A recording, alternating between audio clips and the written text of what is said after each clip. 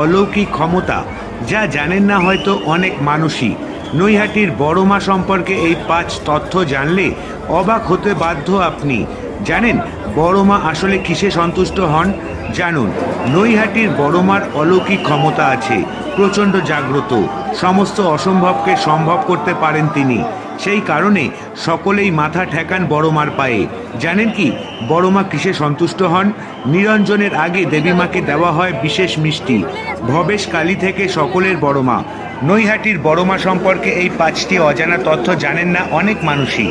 এই মন্দিরে নাকি একবার পুজো দিলেই মনস্কামনা পূরণ হবে আপনার। বড় মায়ের নামের সাথে জড়িয়ে রয়েছে হাজারো মানুষের আবেগ।